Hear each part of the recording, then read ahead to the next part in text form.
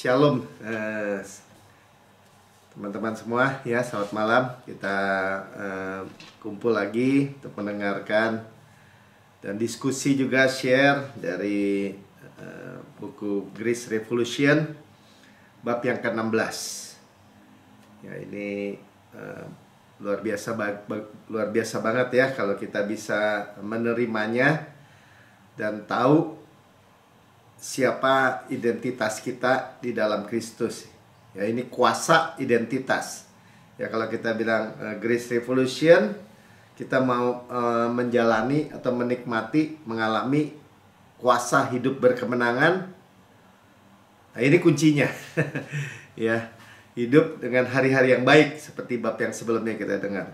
Ya, mencintai hidup, bukan hidup yang putus asa, yang gelap, kelam, jalan buntu, stres saja tiap hari, nggak bisa tidur, nggak bisa makan, nggak bisa ini, penyakitan, bukan begitu ya. Tapi hidup yang berkualitas. Sama-sama katakan hidup yang berkualitas. Tubuh yang berkualitas, hidup yang berkualitas. Berkualitas Yesus. Nah, itu dari judulnya dari kuasa identitas. Kita anak Bapa udah pasti, karena kita panggil Tuhan pencipta langit dan bumi dan segala isinya ini Bapa. Dan itu posisi kedudukan yang nggak ada yang bisa ganggu gugat, karena kita sudah dibeli. Ya, kita milik Kristus, sudah dibeli, lunas dibayar. Dan memang yang dibeli kita, ya, yang dia jadi milik Kristus itu kita. Ya, dan kedudukan ini yang menentukan supply, yang menentukan provisi. Bukannya karena kebaikan kita, bukan, tapi karena kesadaran akan Kristus yang kita tahu. Ya, duduk bersama Kristus. Ya, kalau kita dengar tema tahun ini di ruang atas, in heavenly places, dan kita tinggal terima aja, finish work. Ya, kalau belum termanifestasi, menanti sampai Tuhan bereskan semua. Nah, saya akan start dari dari buku ini tentang ilustrasinya ya. Jadi saya baca aja. Saya membaca kisah seorang pebisnis di New York yang bergegas memasuki kereta api bawah tanah dalam perjalanannya ke kantor pada suatu hari yang dingin. Dari ekor matanya ia melihat seorang pengemis dengan cangkir berisi pensil di tangannya duduk di atas peron. Tanpa berpikir panjang tentang itu, ia segera mengambil sedikit uang dari dompet dan menjatuhkan uang itu ke piring pengumpulan sebelum naik ke kereta api. Tepat sebelum pintu kereta tertutup, pebisnis itu melompat kembali ke peron dan mengambil beberapa pensil dari cangkir pengemis. Dia meminta maaf kepada pengemis dan setelah menjelaskan di dalam keraguannya ia telah mengabaikan mengambil pensil-pensil yang dijual. Bagaimanapun juga, dia berkata sambil tersenyum, Anda adalah pembisnis sama seperti saya. Anda punya barang untuk dijual dan itu adalah harga yang pantas. Setelah pembisnis naik ke atas kereta berikut dan melanjutkan harinya. Pada sebuah acara sosial beberapa bulan kemudian, seorang penjual berpakaian rapi mendekati pembisnis ini dan memperkenalkan dirinya. Mungkin Anda tidak mengingat saya dan tidak tahu nama Anda. Saya tidak tahu juga nama Anda. Ia berkata, tapi saya tidak pernah melupakan Anda. Anda seorang yang mengembalikan harga diri saya. Nah, ini nilainya bukan uangnya ya, tapi dignity, harga diri. Saya adalah pengemis yang menjual pensil hingga Anda datang dan berkata kepada saya bahwa saya adalah seorang pebisnis, businessman ya. Saya membagikan kisah ini kepada Anda untuk menyoroti kuasa identitas. Pebisnis ini memberikan kepada pengemis itu suatu kesadaran yang diperbarui tentang nilai atau makna identitas hanya dengan berbicara kepadanya dan menyebutkan potensi yang terpendam ada di dalam dirinya. Dengan menyebut pengemis ini seorang businessman, pembisnis, ia membangkitkan di dalamnya suatu kesadaran yang mempengaruhi tentang harga, nilai, dan hal yang penting, perkataan yang memberikan perspektif baru kepada pengemis tersebut. Dan itu memberikan keyakinan dan visi yang baru kepadanya dan menggerakkan dia keluar dari dusta bahwa seorang pengemis hanya bisa meminta-minta. Nah, itu ilustrasi dan memang terjadi Ya saudara, kita dengar bahwa status, identitas, kedudukan, posisi kita itu yang akan merubah hidup kita. Seperti tadi pengemis sebenarnya dia jualan, tapi bisa bilang engkau seorang bisnismen, dan itu merubah dia dari dalam. Nah, itu contoh hal yang biasa terjadi. Nah, banyak orang-orang Kristen memiliki identitas yang salah. Ya, orang Kristen sudah ditebus, saudara. Orang Kristen sudah dibayar lunas. Orang Kristen itu benar-benar sudah, bagaimana ya? Begini. Kalau orang tanya, berapa nilai kita? Nilai kita itu transaksinya, saudara. Saya selalu terkesan dengan ilustrasi yang bilang, ada seorang pelukis muda, dia menjual lukisannya di pinggir jalan, dan dari pagi dia tulis harga nilai lukisannya 5 juta rupiah. Karena dia menilai lukisannya seperti itu. Tapi dengan berjalannya waktu, sampai agak siang, dia sudah lapar, dia pikir, oh kemahalan. Dia menurunkan menjadi 500.000. Ya, bahkan udah hampir sore, tetap tidak laku. Dan kemudian dia cabut price tag-nya. Tag harganya itu. Nah, tanpa dia sadari, ada seorang di mobil di seberang jalan yang memperhatikan lukisannya, dan akhirnya orang itu turun dan bertanya kepada penjual atau pelukis muda ini, berapa harga lukisannya, karena dia tertarik dengan lukisan itu. Dan dia berkata, ya menurut Bapak nilainya berapa? Dan dia bilang, saya beli, dia tawar 100 juta boleh nggak, katanya. Ya tentu saja boleh ya, karena dia udah 500.000 aja dia udah jual, karena dia merasa harganya segitu. Dan ketika diberikan, sang pemilik yang baru sekarang menaruh di rumahnya. Dan ketika orang ada tamu, saudaranya datang dan bertanya berapa harga lukisan itu, harganya adalah transaksinya, saudara, yaitu 100 juta rupiah. Saudara, itulah sebabnya kita sudah dibayar, berapa nilai kita itu ada harga transaksinya, saudara. Kita dibayar dengan darah Yesus. Tapi dusta, kebohongan itu membuat orang Kristen tetap percaya bahwa dia adalah pendosa, dia adalah pecandu, dia pecundang, ya, dan dia orang-orang yang miskin, orang berdosa, dan tidak ada nilainya. Dan hal ini bisa terjadi karena apa yang orang dengar. Ya, kemarin saya ketemu teman saya, dan dia cerita bahwa adiknya selalu gagal di dalam usaha, di dalam pekerjaan. Karena kejadian yang sederhana, saudara. Dia cerita, katanya waktu dia SMA kelas baru-baru SMA, dia minta mobil sama ayahnya, ayah mereka. Dan waktu itu ayahnya masih tidak dapat memberikan gitu, karena mungkin dia masih muda atau belum punya SIM dan sebagainya alasannya.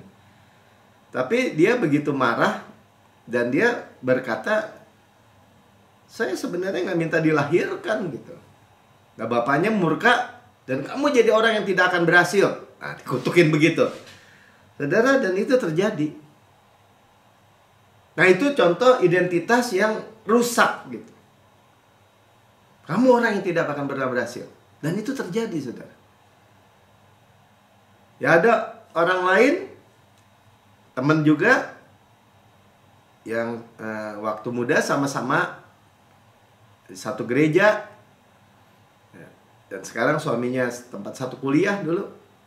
Kalau apa-apa dia selalu bilang sialan gitu ya. Ya, kata Pak Budi, ada orang dikit-dikit bilang suwe gitu. Suwe itu sialan juga, sial. Dan benar-benar terjadi gitu. Di dalam kehidupannya dia selalu mengalami yang dia sebut itu, saudara. Ya, jadi apa yang dia dengar menjadi identitas dia. Nah, bagaimana Rasul Paulus ketika dia melihat bahkan jemaat di Korintus, ya mereka benar-benar hidup di dalam hal-hal yang buruk, ya perzinahan, percabulan, bahkan ke tempel prostitute, ya. Jadi hal-hal yang berzina dengan bahkan istri ayahnya seperti gitu, ya. Ada terjadi hal-hal yang sangat buruk.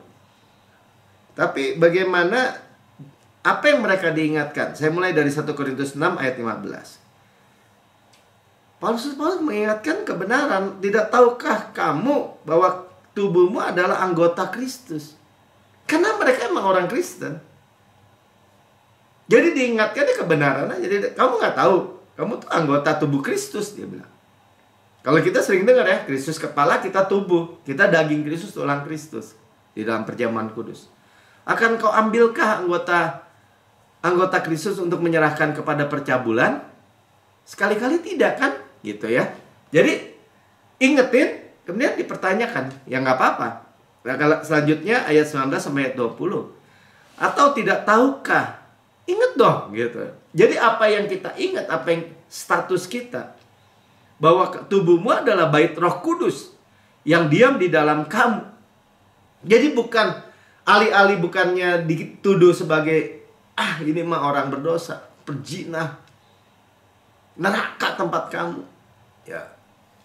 Kita sering dengar bahkan tadi aja Ibu Lili masih tanya, ini siapa sih yang, ya ada yang menyampaikan misalnya, butuh banyak tuh pendeta-pendeta juga di neraka penglihatan gitu.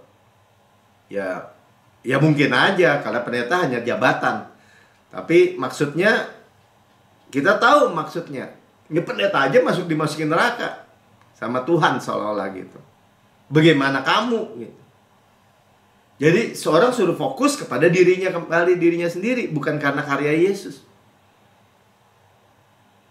Darah kita sudah ditebus dengan darah yang mahal. Firman Tuhan katakan kita dimeterai dengan Roh Kudus. Makanya disebut oleh Rasul Paulus, kamu tuh bait Roh Kudus. Dan juga Roh Kudus. Roh Kudus yang kamu peroleh dari Allah. Bahwa kamu bukan milik kamu sendiri.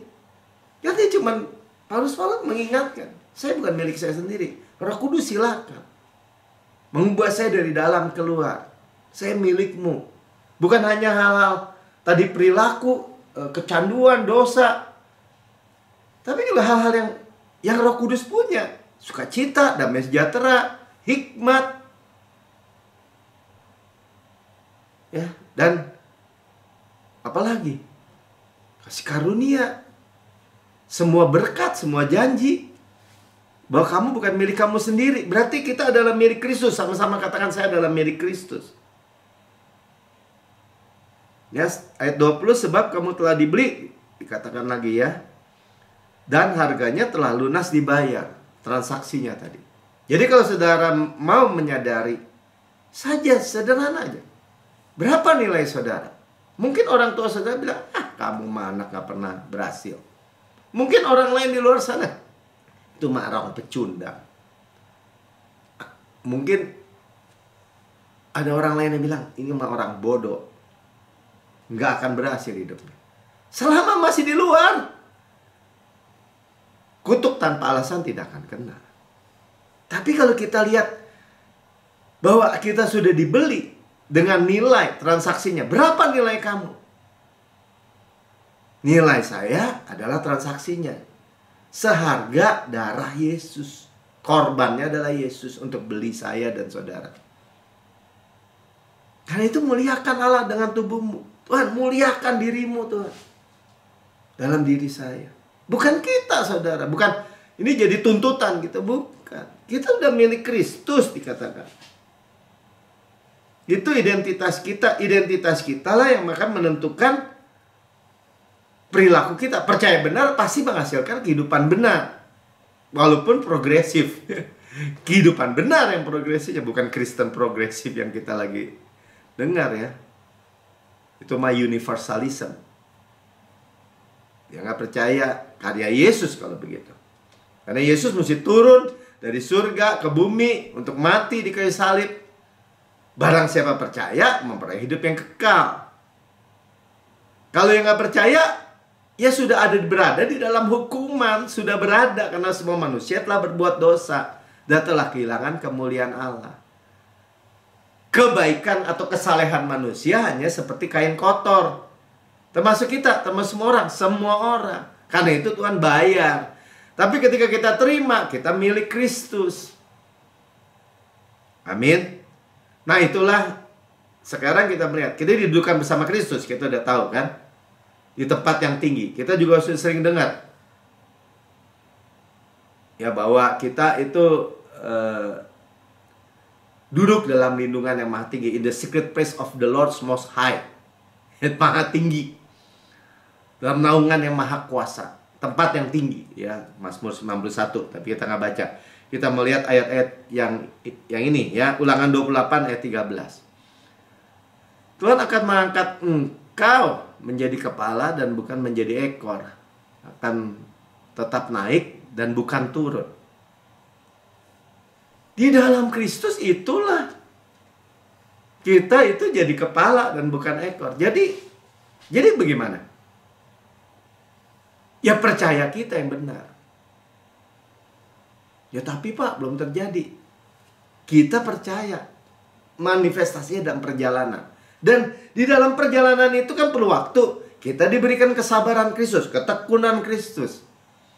Kita dipelihara.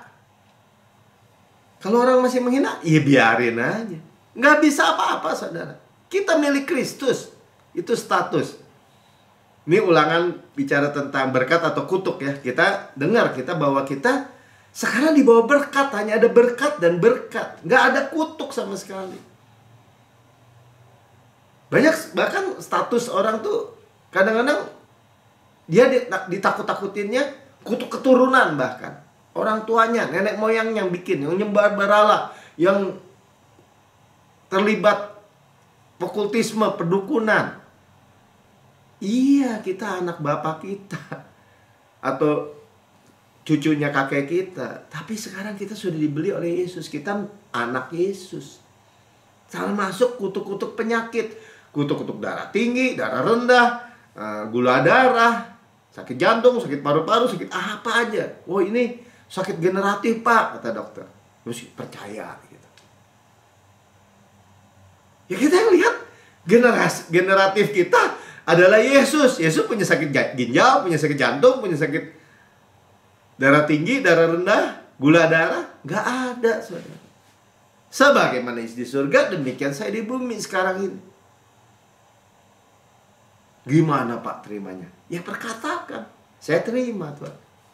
Firman Tuhan tidak mungkin kembali kepada Bapa. Tidak mungkin lagi kembali dengan sia-sia. Tapi pelaksana firman Tuhan itu kuat dan perkasa. Pasti terjadi. Itu identitas yang kita dengar. Amin. Nah saya mau kembali lagi bacakan kesaksian aja. Ya ini kesaksian Melissa. Seorang wanita dari Texas. Sejak muda saya selalu merasa tidak berharga. Nah tidak selalu berharga kan. Karena seperti saya cerita, ibu saya selalu bertengkar dengan ayah saya ketika saya bertumbuh, terus berkata kepada saya bahwa saya bukan siapa-siapa. Kamu nothing katanya. Sama seperti ayah saya. Dan saya tidak akan berhasil. Tuh, seperti tadi. Perasaan tidak berharga itu menetap dalam saya dan menjadi semakin kuat ketika saya dilecehkan saat masih kanak-kanak. Saya menyalahkan diri sendiri karena kejadian itu, di mana itu terjadi kepada saya karena saya sungguh tidak berarti dan bukan siapa-siapa. Wrong living, dimakan sama musuh. Bertumbuh tanpa kasih dari ayah saya menjadi nekat untuk mencari dan berpegang kepada apa yang saya anggap itu adalah kasih. Akhirnya saya menjalin hubungan dengan banyak pasangan. Saya sangat ketakutan kehilangan mereka. Saya merasa sangat dibutuhkan. Mereka ada bersama saya dan saya sangat takut sendirian. Semua hal itu akhirnya membuat saya menjalani gaya hidup dosa dan merusak, di mana sama sekali tidak bahagia. Saya tahu itu menghancurkan saya dari dalam. Lihat ya, penghancuran dari dalam. Tapi saya tidak tahu bagaimana menghentikannya. Saya bingung, terhilang, hampa sepanjang waktu. Dan tidak berpikir menghampiri Tuhan dan gereja. Karena orang-orang yang saya kenal akan berkata kepada saya, kamu akan masuk neraka karena pilihanmu dan cara hidupmu. Tuhan marah dengan kamu. Dia jijik dengan kamu. Dan dia tidak akan memberkati kamu. Karena ini terus menerus yang saya dengar, itu adalah apa yang saya yakini tentang Tuhan. Apa yang dia percaya akhirnya. Dan beranggapan tidak ada jalan bagi saya untuk menghampiri dia. Puji syukur, saya menonton program televisi Anda, Pastor Prince ya, pada suatu malam ketika saya sedang mencari saluran TV. Saya melihat pengkhotbah Asia ini dalam acara khotbah di TV. Dan sungguh-sungguh ingin mengganti saluran itu ketika suatu dalam diri saya berkata, dengar saja apa yang dibicarakannya. Saya sangat gembira karena tetap mendengarkan Anda berbicara tentang karya Yesus di kayu salib yang sempurna. Bagaimana Yesus mengasihi kita dan seberapa besar Dia mengasihi saya sebagaimana adanya saya. Ternyata saya tidak dapat berhenti mendengarkan khotbah itu. Itu adalah waktu saya bagaimana Tuhan memberikan yang terbaik, yaitu anaknya, Yesus bagi saya. Sehingga saya dapat memperoleh persekutuan dengan Dia sebagai Bapa dan menghampiri hadiratnya tanpa rasa takut atau malu. Di akhir khotbah itu Anda mengundang kami untuk berdoa dan meminta Yesus masuk dalam hidup kami.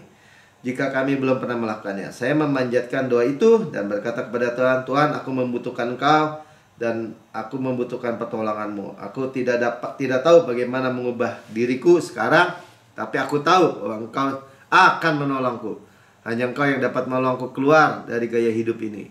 Obat-obatan, alkohol, dan banyak pasangan yang berbeda.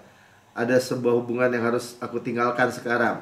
Tapi aku tidak tahu bagaimana caranya. Aku sangat tidak bahagia. Seharusnya ada kehidupan yang lebih baik daripada kehidupan yang aku jalani sekarang. Ketika saya berdoa, saya merasa kasih Yesus benar-benar melingkupi saya. Dan semua kepahitan, kebingungan, ketidakbahagiaan, dan luka dalam hidup saya sama sekali meleleh. Seperti yang Anda sering katakan, seperti mentega di tengah panas terik ya. Saya tidak dapat menjelaskannya. Rasa nyeri, frustrasi, dan kehampaan yang menyakitkan semuanya hilang sama sekali. Dan untuk pertama kalinya timbul suatu sukacita yang tidak dapat saya jelaskan. Keesokan harinya saya membuka pintu saya keluar dari hubungan buruk yang sedang saya jalani tanpa susah payah, tanpa kepahitan dari kedua belah pihak. Sejak saat itu begitu banyak hal-hal ajaib yang mujizat dan berkat yang terjadi. Hubungan saya dengan ibu saya telah dipulihkan. Melalui mengalami kasih Yesus bagi saya sanggup mengampuni ibu saya untuk saat-saat yang saya merasa sakit dan ditolak oleh dia. Dan sekarang saya sungguh-sungguh mengasihi dia. Saya juga sanggup mengampuni anggota keluarga lain yang sudah berkata kepada saya bahwa saya tidak berharga dan tidak mau lagi berhubungan dengan saya. Sekarang segala sesuatu sangat berbeda. Hari ini saya bangun dan berkata, terima kasih Yesus untuk penyediaan, supply kasih karuniamu bagiku. Terima kasih untuk setiap berkat-Mu. Terima kasih karena Engkau telah melakukan segala sesuatu untukku. Engkau telah menjagaku di jalan yang akan Engkau kehendaki aku mengikutinya. Saya tahu bahwa Yesus mengasihi saya dan bahwa Dia memiliki rencana yang dahsyat untuk saya. Saya melihat perkenanannya dalam hidup saya. Atasan-atasan saya berkata kepada saya, kamu melakukan pekerjaan dengan begitu baik dan kamu selalu tersenyum. Orang-orang yang saya temui berkata kepada saya, Anda terlihat lebih muda dari usia Anda. Saya berkata kepada mereka semua itu karena Kristus di dalam saya.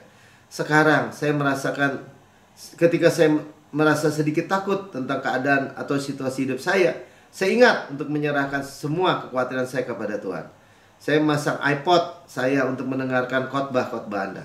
Meskipun itu adalah khotbah yang sudah saya dengar sebelumnya, saya tetap mendengar sesuatu yang baru dari khotbah-khotbah itu. Saya melihat kembali keindahan dan kasih Yesus dan merasakan ketenangan dan damai sejahteranya menyapu saya. Dan ketika saya melakukan kesalahan, saya hanya berkata, Yesus terima kasih karena Engkau tetap mengasihiku meskipun saya berbuat salah. Saya tetap diampuni, dosa-dosa masa lalu, sekarang, masa depan diampuni. Itu memberikan kekuatan kepada saya untuk melewati kesalahan itu dan bergerak maju. Bahkan ketika saya salah belok, saya selalu menemukan jalan yang membawa saya kembali. Dan kapan saja saya berada dalam situasi negatif, Yesus berkata kepada saya bahwa hasilnya akan baik karena Dia ada di sana dan Dia mengerjakannya. Kadang-kala pikiran tentang masa lalu terlintas kembali. Apabila saya sedang belajar untuk berkata, saya adalah ciptaan baru.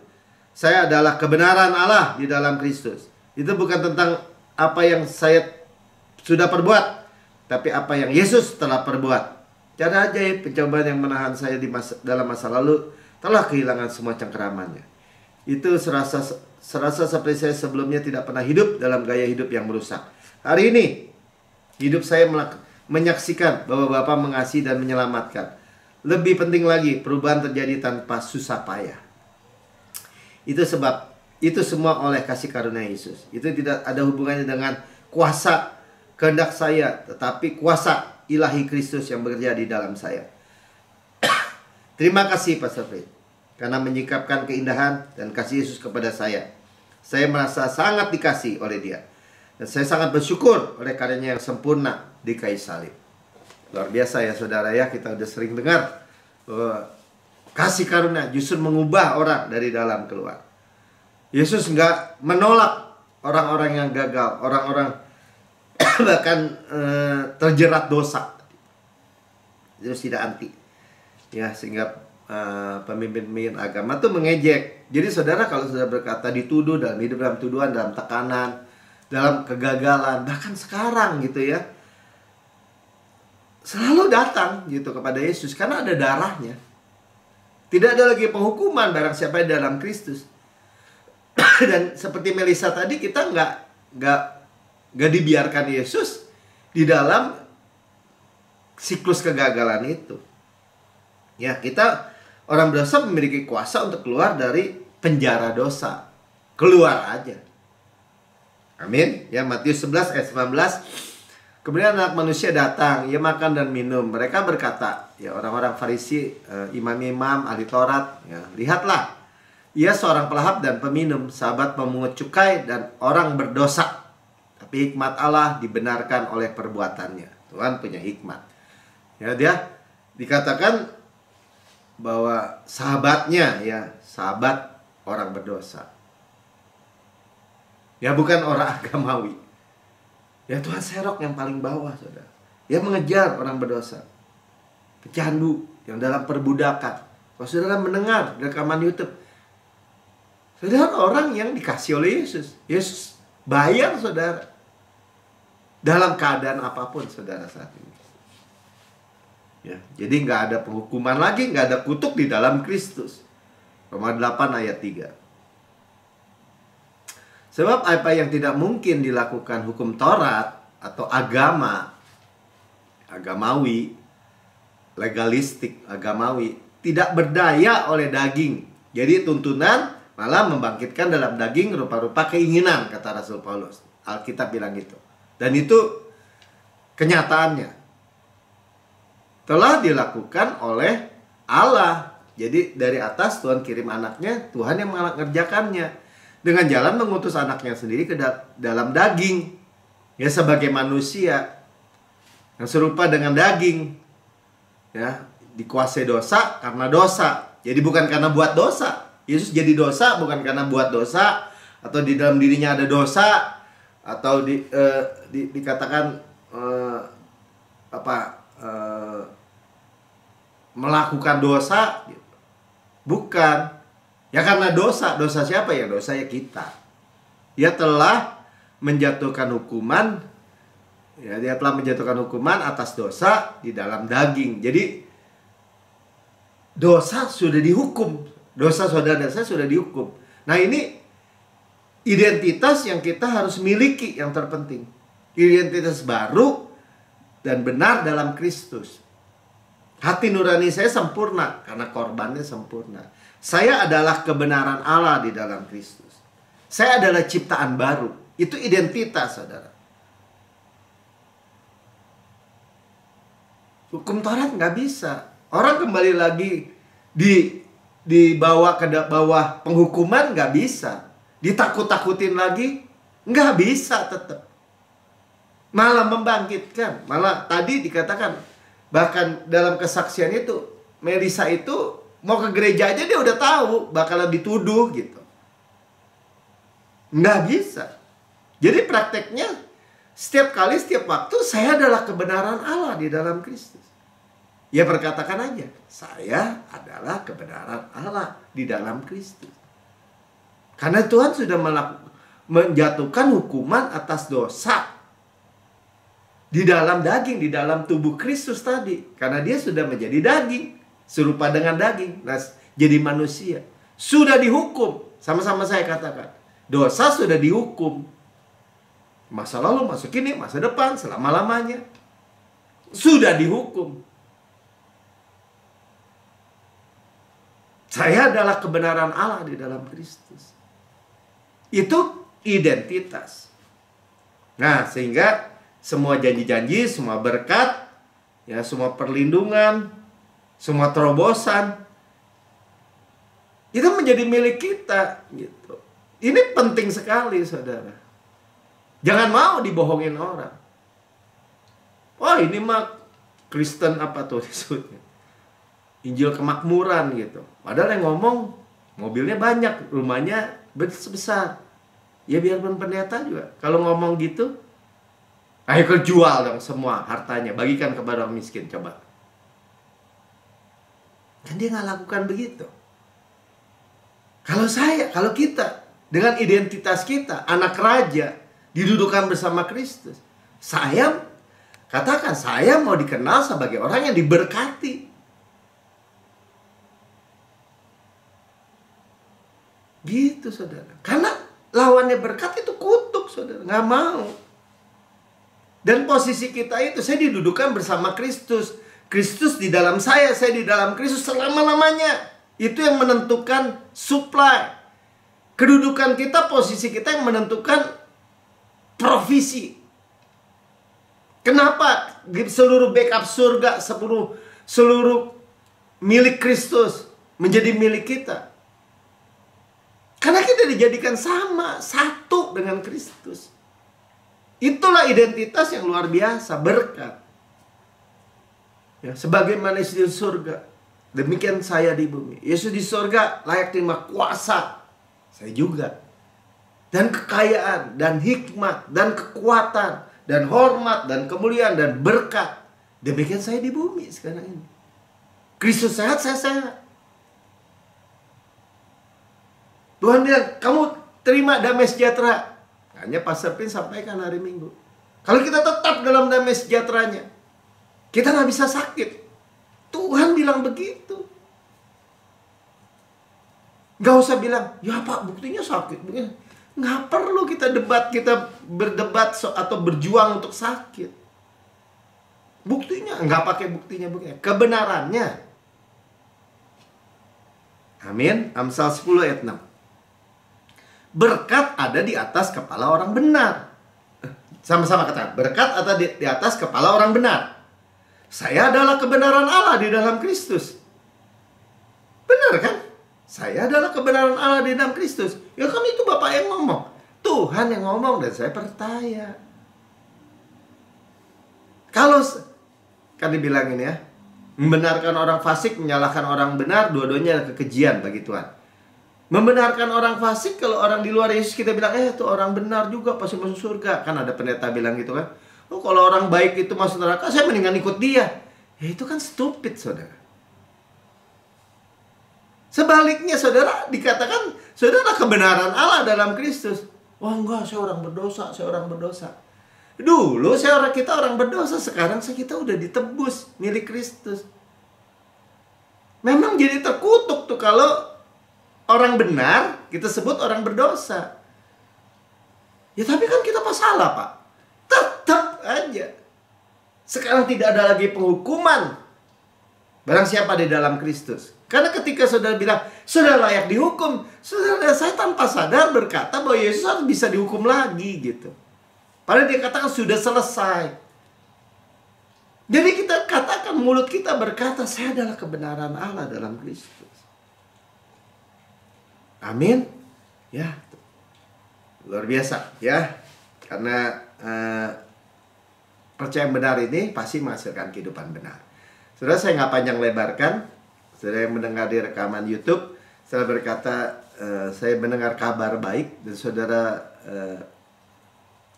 belum menerima Yesus, tapi saudara berkata, saya mau terima Yesus, ya, karena kabar yang luar biasa ini. Saudara ikuti aja saya berdoa. Katakan, Tuhan Yesus yang Maha Mulia,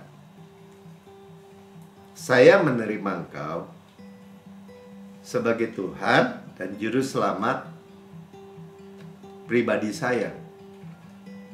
Dengan mulut saya mengaku, dengan hati saya percaya bahwa Engkau telah mati buat saya, dibangkitkan karena pembenaran saya, naik ke surga, duduk di sebelah kanan Allah Bapa, dan mendudukkan saya bersama-sama dengan Yesus di surga.